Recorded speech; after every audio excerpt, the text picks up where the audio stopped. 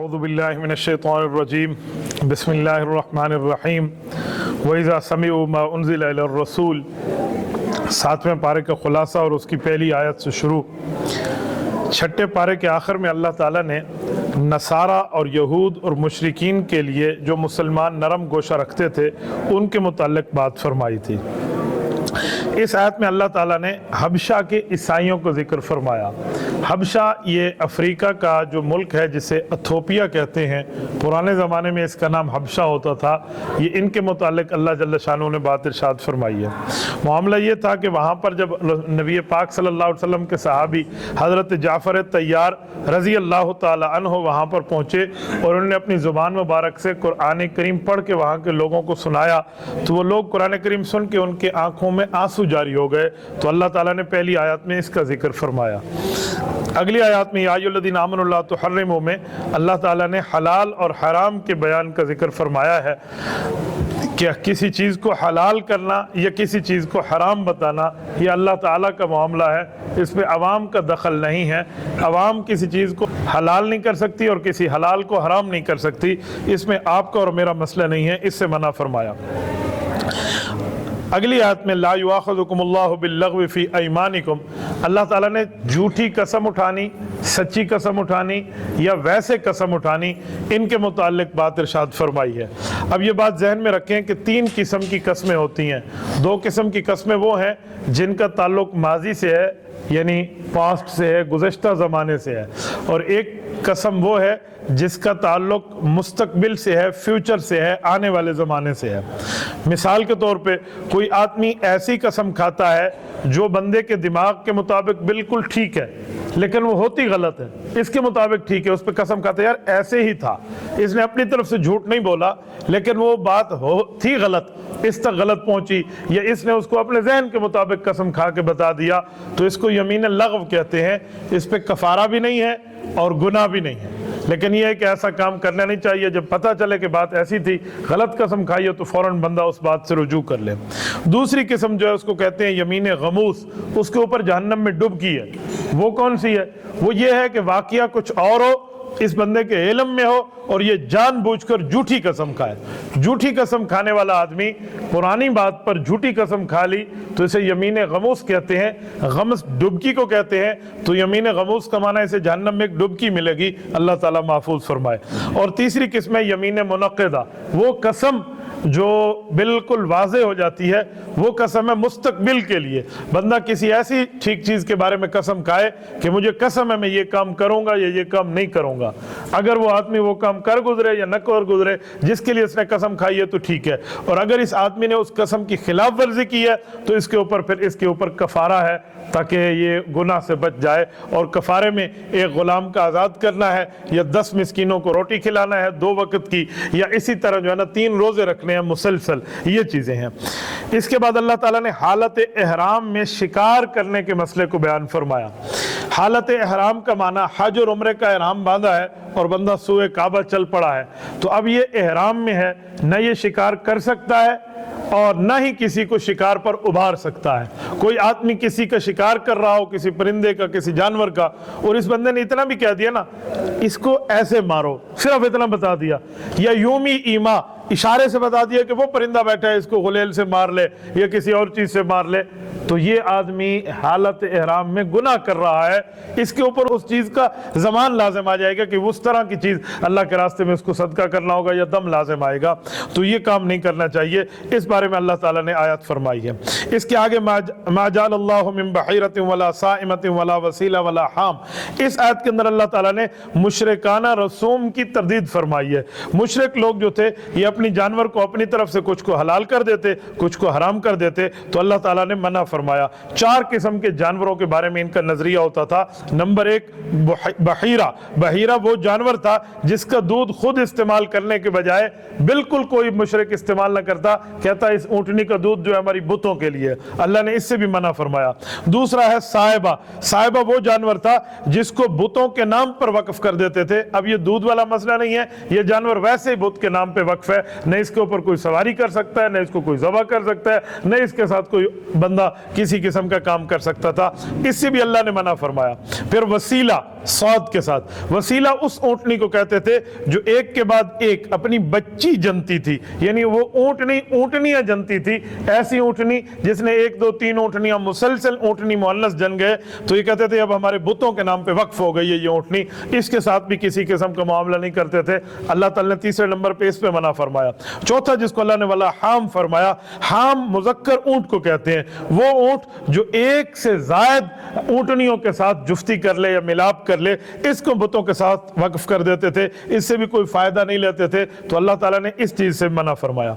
इसके आगे अल्लाह ताला ने क़यामत का जिक्र फरमाया है कि ये जो बंदा किसी की कब्रों पे जाकर या अल्लाह वालों कब्रों पे जाकर या नेक लोगों कब्रों पे जाके, अंबिया की कब्रों पे जाके उनसे जो है ना क्या कहते हैं शिर्क के मामलात, सज्दे के मामलात, उनकी इबादत की चीज़ें करेगा, तो क़यामत में अल्लाह ताला पूछेंगे अंबिया कराम ने आपको ये तालीम दी थी, वो तो इससे इनकार कर देंगे और बंदा इसमें फंस जाएगा। लिहाजा किसी की कब्र पे जाएं, किसी अल्लाह वाले के पास जाएं तो उसके लिए अल्लाह ताला से दुआ करें, अल्लाह से मांगे ए अल्लाह इनको ये तमाम तरतीब अता फरमा, या उसके वसीले से अपने लिए मांगे तब भी अल्लाह से मांगे। ये तौहीद का नजरिया था, अल्लाह ताला ने इसको बयान फरमाया। इसके आगे अल्लाह ताला ने मायदा, जैसे मैंने कल अर्ज किया कि मायदा दस्तरखान को कहते हैं, उसके बारे में जो आयत उतरी है अय्युनज़्ज़िल अलैना माइदतम मिनस समा, इसके मुताल्लिक अल्लाह ताला ने बात इरशाद फरमाई कि ईसा अलैहिस्सलाम ने अपनी कौम के मुतालबे पर अल्लाह से दुआ मांगी तो अल्लाह ने वादा फरमाया ठीक है हम दस्तरखान देते हैं तो दस्तरखान ऊपर से आ जाएगा, आप लोग खाना खा लेंगे। लेकिन जो ये लोग मुतालबा कर रहे हैं ना, जिसके लिए दस्तरखान उतर के आया फिर उसने अल्लाह की बात न मानी ना, फिर वो अपने अजाब के लिए तैयार हो जाए। फिर अल्लाह ताला ने इसका जिक्र फरमाया। इसके बाद उलूहियत, हजरत ईसा अलैहिस्सलाम और हजरत मरियम की नफी फरमाई। फरमाया व इज़ क़ाल अल्लाहु या ईसा इब्न मरियम अअंत क़ुल्त लिन्नासी, अल्लाह पाक हजरत ईसा अलैहिस्सलाम को, अम्मा मरियम को क़यामत में बुलाकर फरमाएंगे आपने अपने मुत्तबईन से बात की थी कि आपको अल्लाह के अलावा खुदा माने, तो हजरत ईसा अलैहिस्सलाम फरमाएंगे ए अल्लाह मेरे लिए तो ये बात मुनासिब ही नहीं है कि मैं मखलूक को मखलूक के सजदे कराने की बात करूं, मैंने तो खालिक के सजदे की बात की है। जो लोग अल्लाह के अलावा किसी और को मुझ समेत खुदा मानते हैं तो गलत मानते हैं, इनमें हमारा कोई मसला नहीं है, ए अल्लाह आपकी ज़ात हर शिर्क से पाक है। इसके बाद अल्लाह ताला ने मुख्तारियत की बात फरमाई। मुख्तारियत बारी ताला का मतलब यह है अल्लाह ताला को हर चीज़ पर इख्तियार है, हर वक्त इख्तियार है, हर चीज़ का इख्तियार है। फिर ईसा अलैहिस्सलाम को वाक़या बयान फरमाया जिसमें ईसा अलैहिस्सलाम ने अर्ज़ किया ए अल्लाह ने इबादत को कम था, इन्होंने नाफरमानी की है, सरकशी की है, आपको इख्तियार है, आपको ताकत और कुदरत है, आप इन्हें अजाब दें तब भी आपके बंदे हैं, आप माफ़ कर दें तो माफ़ी की हिकमतें भी आप जानते हैं। इस आयत के बारे में फरमाया। इससे आगे निजात किस में है? सच बोलने में है। अल्लाह ताला ने सच की बात फरमाई, यौम यनफ़उस्सादिक़ीन बिसिद्क़िहिम की बात फरमाकर रब्ब करीम ने बात फरमाई कि उस दिन वही बंदा सच्चाई जिसकी कामयाब आ गई वही कामयाब हो जाएगा क़यामत के दिन का। यहाँ पर सूरत मायदा ख़त्म हुई और सूरत अल अनआम शुरू हुई। सूरतुल अनआम, ये अनआम जो है ये नाम उसकी जमा अनआम होती है, इसका माना होता है मवेशी। अल्लाह ताला ने इसमें मवेशी जानवरों के बारे में अहकामात जिक्र फरमाए हैं तो उसका नाम उसी मवेशियों के नाम पे रख दिया गया कि उनके अहकामात जिक्र फरमाए जा रहे हैं। अगरचे इसमें तौहीद भी है, रिसालत भी है, अंबिया के वाक़यात भी हैं, मुशरिकीन की गलत अकायद की तरदीद भी है, लेकिन नाम उन मवेशियों की वजह से रखा गया कि उनके अहकामात भी इस आयत में मौजूद हैं। अल्लाह ताला ने इसको जो शुरू फरमाया और यहीं से शुरू फरमाया कि मुशरिकीन से अल्लाह ताला, जब मुशरिकीन अल्लाह के सामने आएंगे तो अल्लाह ताला इनसे पूछेंगे जो तुम मेरे अलावा किसी और को खुदा मानते थे बुलाओ उनको, अपने बुतों को बुलाओ जिनको आप अल्लाह के अलावा अल्लाह मान रहे हैं, इलाह मान रहे हैं, खुदा मान रहे हैं और उनकी परस्तिश कर रहे हो, आप ज़रा इनको बुलाएं और मेरे सामने आप पेश फरमाएं। रब्बे करीम ये बात फरमाएंगे तो ये बड़े अरसे के बाद रब को जवाब देंगे या अल्लाह हम तो शिरक नहीं करते थे, हमने तो ऐसी कोई बात नहीं की। 100% इनकारी हो जाएंगे अपने गलत काम से। वहाँ कौन सा बुत आएगा या कौन सा शैतान आएगा जो इनकी बात करेगा? जब ये इनकार करेंगे तो इनके मुंह पे मोहर लग जाएगी, फिर इनके हाथ और इनके पाँव और इनके जिस्म के आज़ा बोलेंगे और वो कहेंगे अल्लाह इसने ये भी गलती की थी, ये भी गलती की थी, ये भी गलती की थी। बाज़ रिवायात में तो बंदा अपनी हाथों को देख के, अपने आज़ा को देख कर इशारे से पूछेगा कि तुम मेरे खिलाफ गवाही क्यों दे रहे हो, गुनाह में तो हम सारे शरीक थे। तो वो आज़ा जवाब देंगे कि जिस अल्लाह ने ज़बान को बोलने की ताकत दी है उस अल्लाह ने हमें बोलने की ताकत दी है। इस बारे में अल्लाह ताला ने बात इरशाद फरमाई। इसके आगे अल्लाह ताला ने मुजरिमीन के बारे में फरमाया जो मुजरिम लोग हैं, गुनाहगार लोग हैं, ان کے ساتھ معاملہ کیا ہوگا؟ 3 بنیادی عقیدے ہیں نا، توحید ہے، رسالت ہے اور آخرت ہے۔ تو ادھر آخرت کے بارے میں ارشاد فرمایا کہ مجرمین کو، جرم کرنے والوں کو جہنم کے کنارے کھڑا کر دیا جائے گا، اور جہنم کی ہولناکی اور سختی جب دیکھیں گے نا مجرم اور گناہگار، تو کہیں گے اللہ ایک بار ہمیں واپس دنیا میں لوٹا دے، ساری زندگی تیری بات مانیں گے، ساری زندگی شریعت پہ عمل کریں گے، اس تکلیف والی جہنم سے ہمیں بچا لے۔ رب کریم فرماتے ہیں اگر بالفرض والمحال ہم ان کا یہ مطالبہ مان بھی لیں اور انہیں دنیا میں بھیج بھی دیں، تو دنیا میں جانے کے بعد بھی وہی کام کریں گے جو کر کے آئے تھے، پھر یہ جو ہے نا منکر ہو جائیں گے۔ تو صرف اوپر اوپر کی ان کی باتیں ہیں۔ اس سے آگے وَإِذَا رَأَيْتَ الَّذِينَ يَخُوضُونَ فِي آيَاتِنَا فَأَعْرِضْ عَنْهُمْ حَتَّى يَخُوضُوا فِي حَدِيثٍ غَيْرِهِ۔ اس آیت کے اندر اللہ تعالیٰ نے اہل باطل لوگوں کی مجلس میں جانے سے منع فرمایا۔ حضور پاک صلی اللہ علیہ وسلم کو رب کریم نے فرمایا کہ جب آپ نیکی کے کام میں اور یہ برائی کے کام میں شروع ہو گئے ہیں تو آپ ان سے منہ ہٹا لیں، آپ برائی والوں سے منہ ہٹا لیں، یہ جانیں اور ان کا خدا جانے۔ یہ حکم تو حضور پاک علیہ السلام کو ہے، لیکن اس سے محکوم اور اس کے مخاطب پوری امت ہے، ساری امت کو یہ حکم ہے کہ اگر کہیں برائی کی جگہ ہو، گناہ کی جگہ ہو، خطا کی جگہ ہو، رب کریم کی نافرمانی کے معاملات ہو، تو ان کو چھوڑ دینا چاہیے، اس سے ہٹ کے بندہ کسی اور کام میں لگ جائے۔ اس کے آگے اللہ تعالیٰ نے حضرت ابراہیم علیہ السلام کی بات کی ہے۔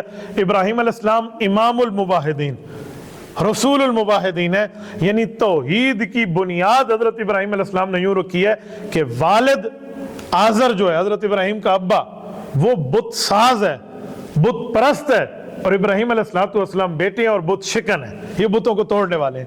وہ بت کی فیکٹری بنانے والا ہے، بت بیچتا ہے، بت تراشتا ہے، بتوں کو آگے چلاتا ہے۔ تو باپ نے تو اتنا کہا تھا نا کہ اے ابراہیم آپ بت پرستی شروع کر دیں، میرے دوستوں کو منع کرنا چھوڑ دیں، آپ بھی ہمارے ساتھ آ جاؤ، اور اگر تو نے روکا نہیں لَإِن لَّمْ تَنْتَهِ، اگر آپ نہ رکے نا لَأَرْجُمَنَّكَ وَاهْجُرْنِي مَلِيًّا، پتھر اٹھا کے تمہیں مار دوں گا، پتھروں سے بارش کر کے، اور تو میرے سے دور ہو جا، ہٹ جا۔ یعنی یہ جملہ حضرت ابراہیم علیہ السلام کو والد نے کہا، تو حضرت ابراہیم علیہ السلام نے ان کا گھر چھوڑ دیا، فرمایا ابا میں جا رہا ہوں، جب تک اللہ نے منع نہ کیا تب تک آپ کی اللہ سے معافی مانگوں گا، اور جب رب نے مجھے منع کر دیا کہ مشرک کے لیے معافی نہیں مانگنی، پھر آپ جانو اور آپ کا خدا جانے۔ آزر کفر کی حالت میں مرے ہیں، لیکن حضرت ابراہیم علیہ السلام کا نام آج بھی دنیا میں زندہ ہے۔ یہودیت بھی ان کی قدر کرتی ہے، عیسائیت بھی ان کی قدر کرتی ہے، اور اسی طرح صابی بھی ان کی قدر کرتے ہیں۔ مسلمان کا ایمان کا حصہ حضرت ابراہیم علیہ السلام۔ ہم نماز میں درود ابراہیمی کے اندر ابراہیم اور آل ابراہیم کا ذکر نہ کریں، ہماری نماز کامل نہیں ہے۔ تو اللہ تعالیٰ نے کیا رتبہ حضرت ابراہیم علیہ السلام کو ارشاد فرمایا، یہاں ان کی بات فرمائی اللہ تعالیٰ نے کہ اللہ تعالیٰ نے اس کو اتنا مقام عطا فرمایا اور وہ بتوں کی پرستش سے بالکل دور رہے۔ یہاں جو اللہ تعالیٰ نے بات ارشاد فرمائی ہے وہ حضرت ابراہیم علیہ السلام کے ایک فتویٰ ذکر فرمایا، انی اراکا وقومکا فی غلال مبین۔ حضرت ابراہیم علیہ السلام نے ٹھوک بجا کے اپنے باپ کو مسئلہ توحید سمجھا دیا تھا۔ فرمایا تھا ابا اس مسئلے میں آپ اور آپ کے تمام فالوورز، میں دیکھ رہا ہوں کھلی گمراہی میں ہو، چھپی میں بھی نہیں، یعنی ان پہ اوپر آپ گمراہی کے معاملات میں ہو۔ وہ کہتے ہیں ابراہیم علیہ السلام نے بت توڑے تھے نا، اور کلہاڑا جو تھا نا وہ بڑے بت کے کندھے پہ ٹھہرا دیا تھا۔ تو انہوں نے کہا جی کس نے بت توڑے؟ ابراہیم علیہ السلام فرمان لگے یار تم دیکھو کس نے توڑے، مجھے تو یہ لگتا ہے کہ جو بڑا بت ہے نا اس نے کلہاڑا اپنے پاس رکھا ہوا ہے، یہ غصے میں آیا اور سارے چھوٹے بتوں کو اس نے قتل کر دیا۔ تو انہوں نے ابراہیم علیہ السلام کو دیکھا کہ کیسے ہو سکتا ہے، کہ یار کلہاڑا اس کے پاس ہے۔ اس نے کہا کلہاڑا اس کے پاس ہے، یہ اٹھ سکتا ہے، قتل کر سکتا ہے، یہ ان کو مار سکتا ہے، عقل والی بات کرو۔ ابراہیم علیہ السلام نے فرمایا یہی تو سارا دن میں تمہیں سمجھا رہا ہوں کہ یہ کخ بھی کچھ نہیں کر سکتا، تم اسے خدا مان کے بیٹھے ہو۔ جب یہ اپنی حفاظت نہیں کر سکتا، اسے غصہ نہیں آتا، اسے کوئی چیز کا ہوش اور حواس نہیں ہے، آپ اسے الہ مان کے بیٹھے ہو۔ تو یہ بات ان کو صرف سمجھانے کے لیے ابراہیم علیہ السلام نے ایسے کیا تھا کہ بل فعلہ کبیر، یہ تو بڑے بت نے ایسے کیا ہے۔ تو وہ ان کے منہ سے جو نکلوانا چاہتے تھے وہ خود بخود وہاں سے نکل آیا۔ تو یہ بات اللہ تعالیٰ نے ذکر فرمائی۔ اس کے بعد اللہ تعالیٰ نے جو آیت ارشاد فرمائی ہے نا، یہ آیت پورے قرآن کی وحیدۃ العصر آیت ہے، اس جیسی آیت پورے قرآن میں نہیں ہے۔ اللہ تعالیٰ نے ان آیات میں 18 انبیاء کرام کا نام لیا۔ اس کے علاوہ اس سورۃ انعام کے آیت کے علاوہ پورے قرآن کریم میں کسی آیت میں اللہ نے 18 انبیاء کا ذکر نہیں کیا۔ 18 انبیاء کا اکٹھا نام لیا، اور اکٹھا نام لے کر اللہ تعالیٰ نے فرمایا کہ وہ لوگ شرک سے پاک تھے، وہ لوگ اللہ کے ساتھ جو ہے نا کیا کہتے ہیں ہم سری کے غلط عقیدے سے پاک تھے. اور یہاں پر تمام انبیاء کا اللہ تعالیٰ نے ذکر فرمایا اور ان کے بارے میں بات فرمائی کہ میں نے ان کو اتنا مقام اور مرتبہ دیا. اب یہ 18 انبیاء کرام کون ہیں؟ قرآن کریم میں سارے انبیاء کے نام منشن ہیں. حضرت ابراہیم علیہ السلام، حضرت اسحاق، حضرت یعقوب، حضرت نوح، حضرت داؤد، حضرت سلیمان، حضرت ایوب، حضرت یوسف، حضرت موسیٰ، حضرت ہارون، حضرت زکریا، حضرت یحییٰ، حضرت عیسیٰ، حضرت الیاس، حضرت اسماعیل، حضرت یسع، حضرت یونس، حضرت لوط علیہم الصلوات والسلام علی نبینا صلی اللہ علیہ وسلم. ان تمام انبیاء کا اللہ تعالیٰ نے ذکر فرمایا اور فرمایا ان سب کو حکم دیا گیا ہے کہ آپ اللہ کی تعلیمات پہ عمل کریں. مراد یہ کہ توحید تو سب انبیاء میں ایک ہے نا، لا الہ الا اللہ سب انبیاء میں ایک رہا، آدم علیہ السلام سے لے کر رسول اللہ صلی اللہ علیہ وسلم تک. ہاں شریعت کے احکامات مختلف آتے رہے تو اس کو اللہ تعالیٰ نے ذکر فرمایا. اس سے پتہ چلا بنیادی تعلیم شریعت کی یکساں رہی ہے 1,24,000 انبیاء میں. پھر اللہ تعالیٰ نے اپنی ذات کے بارے میں بات ارشاد فرمائی اور اپنی ذات کی قدرت کے بارے میں اللہ تعالیٰ نے فرمایا کہ اللہ تعالیٰ کی ذات کیا ہے؟ یخرج المیت من الحی. اللہ تعالیٰ کی ذات یہ ہے کہ اللہ تعالیٰ مردہ سے زندہ کو اور زندہ سے مردہ کو نکال لیں. مردہ سے زندہ کو کیا مطلب ہے؟ ایک مطلب تو ہے کہ انڈے سے مرغی نکل رہی ہے یا مرغی سے انڈا نکل رہا ہے، یہ مردہ زندہ، زندہ مردہ. اور ایک معنی ہے کہ کافر سے مسلمان پیدا ہو رہا ہے اور مسلمان سے اللہ معاف فرمائے کافر پیدا ہو رہا ہے. تو یہ دونوں باتیں یہاں اللہ تعالیٰ نے ارشاد فرمائی یہ قدرت کاملہ کا معاملہ ہے اور اللہ کی ذات اور معرفت کی دلیلیں ارشاد فرمائی. اس کے آگے لا تدرکہ الابصار وہو یدرک الابصار وہو اللطیف الخبیر میں رؤیت باری تعالیٰ کا نظریہ بیان فرمایا. یعنی اللہ تعالیٰ کو دیکھا جا سکتا ہے یا نہیں دیکھا جا سکتا. تو اس بارے میں اہل سنت والجماعت اہل حق کا عقیدہ اور نظریہ یہ ہے کہ کوئی آنکھ دنیا میں رہ کر اللہ کو نہیں دیکھ سکتی. آنکھ مخلوق ہے اور رب خالق ہے. مخلوق کی کیا مجال ہے کہ خالق کا احاطہ کر سکے؟ تو آنکھ اللہ کو نہیں دیکھ سکتی اس دھرتی پہ. لا تدرکہ الابصار. پھر آگے فرمایا وہو یدرک الابصار. رب کریم تو آنکھوں کا احاطہ کیے ہوئے ہیں. وہو اللطیف الخبیر. رب کریم باریک بین بھی اور ہر چیز سے خبردار بھی ہے. یہاں ایک سوال اٹھتا ہے کہ قیامت میں تو اللہ کا دیدار ہوگا. تو بھائی وہ قیامت کی بات ہے، دنیا کی بات نہیں، آخرت کی بات ہے. اور ادھر جو ہوگا وہ بھی محدود، ہم جو زیارت کر سکیں گے جتنی آنکھ میں ہے. پورے اللہ کی صفات کا ہم احاطہ وہاں بھی نہیں کر سکیں گے. پھر ایک سوال اٹھتا ہے کہ کیا ہمارے نبی پاک علیہ السلام نے اللہ تعالیٰ کو دیکھا ہے یا نہیں؟